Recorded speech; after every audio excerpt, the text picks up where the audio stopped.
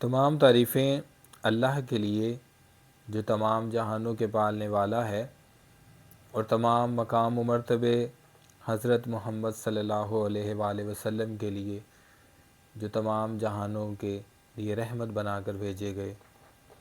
ناظرین، اکثر اوقات ہم کلام پاک کو پڑھنا چاہتے ہیں، لیکن عربی زبان کی وجہ سے ہم قرآن کو پڑھ تو رہے ہوتے ہیں لیکن سمجھ نہیں رہے ہوتے۔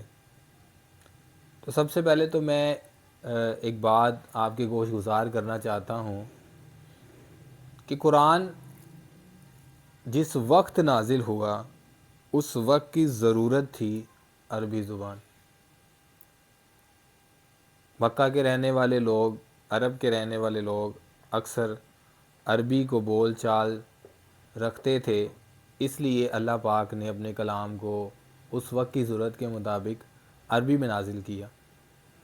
لیکن اس کا مقصد ہرگز یہ نہیں ہے کہ باری تعالیٰ کو عربی کے سوا کوئی زبان سمجھ نہیں آتی۔ اگر ہمارا یہ خیال ہے کہ ہم قرآن کو عربی کے علاوہ کسی زبان میں پڑھیں گے تو اللہ رب العزت کی طرف سے ہمیں اجر نہیں ملے گا، تو یہ فقط ہماری ناسمجھی ہے۔ قرآن پاک کو ہمیشہ ہمیں اس زبان میں پڑھنا چاہیے جو زبان ہمیں بہترین سمجھ آتی ہے، کیونکہ قرآن کسی بھی زبان میں پڑھا جائے، قرآن کا کلام، قرآن کا فرمان ایسا ہے جس میں کسی طرح کی کوئی رد و بدل نہیں کی جا سکتی۔ تو آج ہم جو سلسلہ شروع کر رہے ہیں وہ اردو قرآن ہے۔ آج سے ہم قرآن پاک کو اردو میں پڑھیں گے اور مختصراً قرآن پاک کی جو ہے وہ تشریح کریں گے تاکہ ہم سمجھ سکیں اللہ رب العزت حضرت انسان سے جو خطاب کر رہا ہے اس میں انسان کے لیے اللہ کے کیا احکامات ہیں جو آسانی سے ہمیں سمجھ آئے۔ قرآن مجید دنیا کی وہ واحد کتاب ہے، یہ میں بڑے اعتماد اور کانفیڈنس سے یہ بات کہہ رہا ہوں کہ کلام پاک قرآن مجید دنیا کی سب سے آسان کتاب ہے۔ دنیا میں قرآن سے آسان کوئی کتاب نہیں ہے۔ جتنا آسان اور سہل قرآن پاک نے خطاب کیا ہے، کوئی کتاب بھی اتنا آسان خطاب نہیں کر سکتی۔ فہم اس کا عام فہم ہے جو ہر ایک کی سمجھ میں آئے، لیکن افسوس کہ ہمیں ایسا لگتا ہے کہ قرآن بہت مشکل ہے، قرآن کو سمجھا نہیں جا سکتا، قرآن کو امپلیمنٹ نہیں کیا جا سکتا۔ تو ایسا بالکل نہیں ہے۔ چلیں آج ہم کوشش کرتے ہیں کلام پاک کی پہلی صورت کو اردو میں پڑھنے کی اور اس کی مختصر سی تشریح، اس کو سمجھنے کی کہ اللہ پاک ہم سے کیا خطاب فرما رہے ہیں۔ تو کلام پاک کی ابتدا ہوتی ہے، تو سب سے پہلے کلام پاک کی جو سورہ ہے وہ ہے سورہ فاتحہ۔ اس کی ابتدا ہوتی ہے اس طرح سے، اللہ کے نام سے شروع جو بہت مہربان رحمت والا ہے۔ ناظرین، قرآن مجید کی ہر سورت کی ابتدا میں یہ اس کی آیت جو ہے وہ پڑھی جاتی ہے جس کو ہم بسم اللہ کہتے ہیں۔ اب ہم نے ذرا غور کرنا ہے، اللہ کے نام سے شروع، ہر کام اللہ کے نام سے شروع ہوتا ہے، کیا نہیں جاتا۔ ہم اکثر کلام کرتے ہیں کہ اللہ کے نام سے ہر کام کو شروع کرنا چاہیے۔ اگر ہم یہ کہتے ہیں کہ ہر کام کو اللہ کے نام سے شروع کرنا چاہیے، تو اگر ہم نہ چاہیں گے تو نہیں ہوگا؟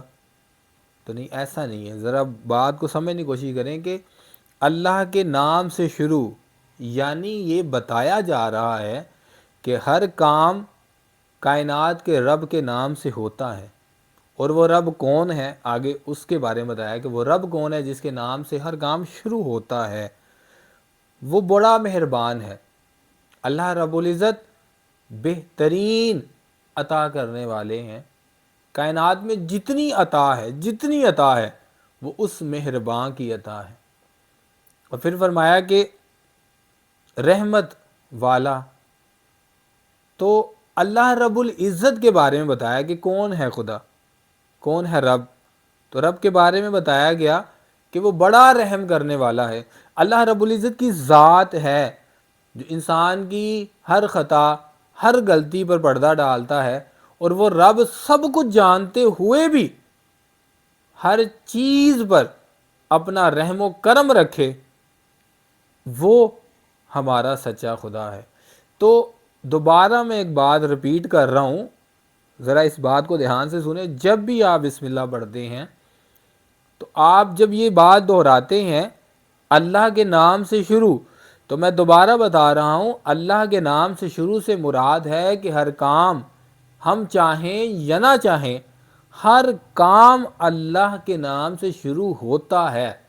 اگر یہ آسمان بنا تو یہ خدا کے نام سے، اگر یہ زمین بنی تو خدا کے نام سے، اگر یہ سورج بنا تو خدا کے نام سے، اگر یہ چاند بنا تو خدا کے نام سے۔ یہ ہے بسم اللہ کی حقیقت، اور اس کو ہم اس طرح سمجھیں کہ جو ہمیں آسانی سے سمجھ آئے، اور اس میں کوئی ابہام نہیں ہے کہ کائنات کا ہر کام ہمارے چاہنے یا نہ چاہنے سے وہ اللہ ہی کے نام سے شروع ہوتا ہے۔ تو بسم اللہ سے مراد ہے کہ ہر کام اللہ کے نام سے شروع ہوتا ہے جو بڑا مہربان اور رحمت کرنے والا ہے۔ تو اللہ رب العزت کی شان مہربانی اور رحمت ہے۔ تو ہم آگے چلیں گے۔ سورہ فاتحہ کی ابتدا ہوتی ہے تو فرمایا گیا، سب تعریفیں اللہ کو جو مالک ہے سارے جہاں والوں کا۔ سب تعریفیں اللہ کو۔ اب یہ غور کریں، قرآن کتنی سادی زبان میں آپ کو ایک بات سمجھا رہا ہے کہ کائنات میں ہر تعریف اللہ ہی کے لیے ہے۔ کائنات میں ہر تعریف اللہ ہی کے لیے ہے، وہ چاہے آپ ڈائریکٹ اس کو مخاطب کر کے کریں یا انڈائریکٹ اس کی بنائی ہوئی چیز کی تعریف کریں، اصلاً تعریف جو ہے وہ ساری کی ساری اللہ پاک کی ہے۔ اگر آپ کہتے ہیں کہ یہ پہاڑ بڑا خوبصورت ہے تو یہ تعریف اصلاً خدا کی ہے، کیونکہ اس کو بنانے والا کون ہے؟ وہ خدا کی ذات ہے۔ اور آگے اس کا بیان بھی کر دیا گیا کہ تمام تعریفیں اللہ کے لیے، کیوں؟ کیونکہ وہ تمام جہانوں کے بنانے والا ہے، یعنی تمام جہانوں میں موجود ہر چیز کا خالق، تخلیق کرنے والا اللہ کی ذات ہے۔ تو اس لیے کائنات میں کوئی بھی تعریف کسی بھی ضمن میں ہو، کوئی بھی کرنے والا ہو، وہ صرف اور صرف جب بھی تعریف کرے گا وہ اللہ ہی کی تعریف ہوگی۔ ایسا ممکن نہیں ہے کہ خدا کے سوا کائنات میں کسی کی بھی تعریف ہوتی ہو۔ آپ کسی بھی چیز کی مثال لے لیں، آپ کسی بھی چیز کی جب تعریف کرتے ہیں تو اصلاً وہ تعریف اللہ کی ہے۔ اگر یہ آپ مانتے ہیں تو پھر آپ کو یہ بات سمجھ آئی ہے کہ تمام تعریفیں اللہ کے لیے جو تمام جہانوں کے پالنے والا ہے۔ جب تک آپ یہ بات نہ مانیں، جب تک آپ اس بات کو محسوس نہ کریں کہ دنیا میں ہونے والی ہر تعریف اصلاً اور عین حقیقت اللہ ہی کی ہے، تب تک آپ نے قرآن مجید کی پہلی آیت کو نہیں سمجھا۔ تو قرآن مجید کی پہلی آیت کو سمجھیں کہ تمام تعریفیں، جتنی بھی تعریفیں کائنات میں ہیں، وہ چرند پرند کی ہے، وہ انسان کی تعریف ہو، وہ پہاڑوں کی تعریف ہو، چاند سورج ستارے آسمان زمین کی تعریف ہو، وہ جس کی بھی تعریف کوئی بھی کیسے بھی کرے گا، اصلاً وہ تعریف اللہ کی ہے۔ میں بار بار یہ بات بتا رہا ہوں، قرآن ہمیں بتا رہا ہے احکام کہ یہ ہوتا رہا ہے، یہ ہوتا رہے گا۔ اس میں ہمارا اختیار یہ نہیں ہے کہ ہم کریں گے تو اللہ کی تعریف ہوگی، نہیں۔ قرآن کہتا ہے کہ اللہ کی تعریف تو جاری ہے جو تمام جہانوں کا رب ہے۔ تم جس طرف بھی آؤ گے، جس طرف سے بھی اس کو پکارو گے، جس طرح بھی اس کائنات میں موجود جس بھی چیز کا ذکر کرو گے، جس بھی چیز کی تعریف کرو گے، وہ اصلاً کائنات کے رب کی تعریف ہوگی۔ قرآن مجید کی دوسری آیت میں فرمایا گیا، بہت مہربان رحمت والا۔ اللہ رب العزت کی صفات کے بارے میں یہاں بتایا گیا، جو ہم اوپر پڑھ بھی آئے ہیں، کہ ذات ہے خدا کی وہ جو رحم کرنے والا ہے، اور اس حد تک رحم کرنے والا ہے کہ اگر ایک انسان کے پہاڑ کے جتنے بھی گناہ ہوں، ایک انسان 2 پہاڑوں جتنا بھی خطا کار ہو، لیکن اللہ کی رحمت سے بڑھ کر کائنات میں کوئی نہ خطا کر سکتا ہے نہ گناہ بڑھا سکتا ہے۔ اللہ کی رحمت سے بڑی کوئی کائنات میں چیز نہیں ہے، اس لیے کہ وہ رحمان ہے، رحم کرنے والا ہے۔ اور مہربانی کی حد یہ ہے کہ ہم اللہ کو یاد کرنا، ہم اس کا ذکر کرنا بھول سکتے ہیں، لیکن وہ ہمیں عطا کرنا، اپنی مہربانی کرنا نہیں بھولتا۔ یہ اس کے خدا ہونے کا نشان ہے۔ ہمیں اس کی یاد سے غفلت ہو سکتی ہے، لیکن وہ ہمارے آرام کا ایسا انتظام کرتا ہے کہ وہ ہمارے لیے رات کا وقت مقرر کرتا ہے، وہ ہمارے لیے صبح کا سورج طلوع کرتا ہے، کیونکہ وہ مہربان ہے، وہ اپنی صفات پر عین مکمل ہے۔ اس نے عطا کرنا ہے کیونکہ وہ مہربان ہے، وہ رحم کرتا ہے کیونکہ وہ رحمان ہے۔ تو اللہ رب العزت کے بارے میں جو حکم آ رہا ہے، ہمیں وہ یہ جاری حکم ہے، یہ یاد رکھیے گا۔ یہ حکم کبھی بھی قیامت تک نہیں رکا اور نہ یہ رکے گا، یہ جاری عمل ہے۔ اگر خدا رحمان ہے، رحم کرنے والا ہے، تو یہ جاری ہے، اس میں کبھی بھی کسی بھی جگہ پر آ کے سٹاپ نہیں ہو سکتا۔ یہ اس کے خدا ہونے میں خلل ہے۔ اگر وہ مہربان ہے تو وہ ازل سے لے کر ابد تک مہربان ہے، اور اس کے درمیان کوئی بھی چیز حائل نہیں ہو سکتی۔ خدا کے رحمان اور مہربان ہونے میں کسی کو کوئی شک نہیں ہونا چاہیے۔ یہ جاری عمل ہے، ہمیں بتایا جا رہا ہے کہ ایسا ہوتا رہا ہے، ایسا ہوتا رہے گا، کیونکہ یہ اس کے خدا ہونے کی نشانیاں ہیں۔ آگے فرمایا گیا 30 آیت میں، روز جزا کا مالک۔ اب خدا کے بارے میں ہمیں بتایا جا رہا ہے کہ کائنات کا رب کون ہے۔ تو کائنات کے رب کے بارے میں یہ بھی بتا دیا گیا کہ کائنات کا رب وہ ہے جو روز جزا کا مالک ہے۔ اس کائنات کے بعد برپا ہونے والا وہ میدان جس کو حشر کا میدان کہا گیا ہے، اس کے بارے میں بتایا گیا کہ اس دن بھی، اس دنیا میں بھی اور اس دنیا کے بعد بھی، اگر کوئی فیصلہ کرنے کی ذات ہے، اگر کوئی بخشنے یا پکڑ لینے والی طاقت ہے، تو فقط و فقط اللہ کی طاقت ہے۔ اللہ کے سوا کسی کے پاس یہ اختیار نہیں ہے کہ وہ فیصلہ کر سکے، ہمیشہ رہنے والا فیصلہ۔ تو اللہ رب العزت جو روز جزا کا مالک ہے، اس سے مراد ہے کہ خدا کا فیصلہ ہمیشہ رہنے والا فیصلہ ہے۔ خدا کے فیصلے میں کوئی خلل نہیں آتا، وہ ہمیشہ موجود رہنے والا فیصلہ کرتا ہے۔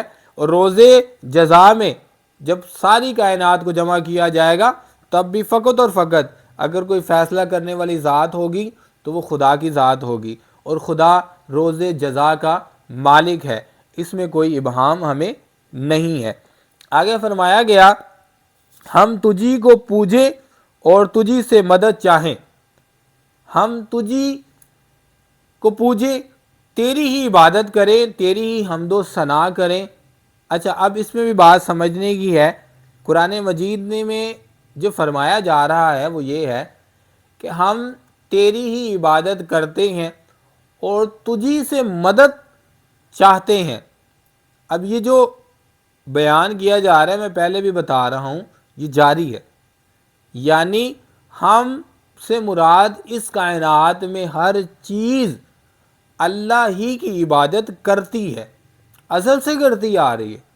کائنات میں کوئی ایسی چیز نہیں ہے جو خدا کی عبادت نہیں کرتی، وہ چاہے جاندار ہے چاہے بے جان ہے، ہر چیز اپنے خالق، اپنے مالک کی عبادت کر رہی ہے۔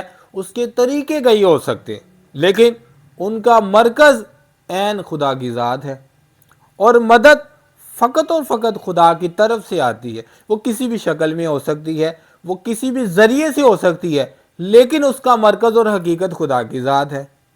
تو یہ ہے کہ ہم تیری ہی عبادت کرتے ہیں ہمیشہ۔ کائنات کی ہر چیز اگر کسی عبادت میں مصروف ہے، کوئی عمل ہے، تو فقط اور فقط اس کی حقیقت کائنات کا رب ہے۔ اور اگر کسی کو کوئی مدد مل رہی ہے، وہ کسی وسیلے سے، کسی ذریعے سے، کسی بھی عمل سے، تو فقط اور فقط وہ اللہ ہی کی طرف سے ہے، کیونکہ خدا ہی ہے جو تمام کائنات کا رب، کائنات کا خالق اور مالک ہے۔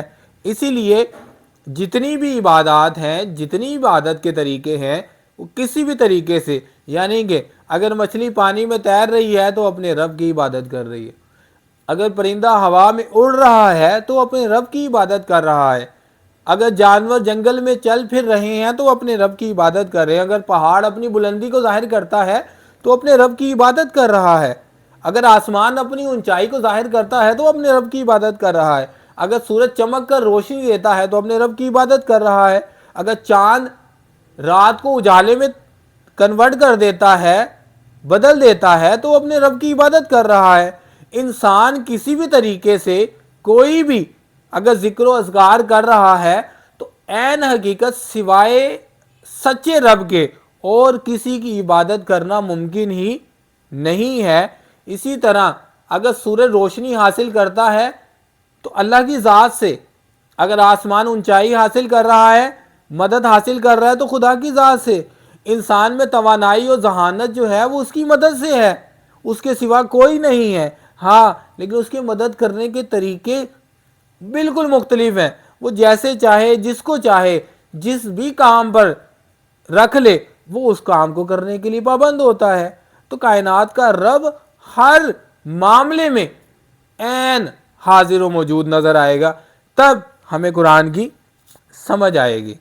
تو ناظرین، بہت شکر گزار ہوں آپ کا کہ آپ نے ہمارا ساتھ دیا، اور انشاءاللہ اس سلسلے کو جاری رکھیں گے، اور اگلے ایپیسوڈ میں ہم سورہ فاتحہ کو جو ہے وہ مکمل کریں گے کہ ہمیں اللہ رب العزت کی فرمائی ہوئی باتوں کو آسان طریقے سے سمجھنے کی کوشش کرنی چاہیے۔ شکریہ۔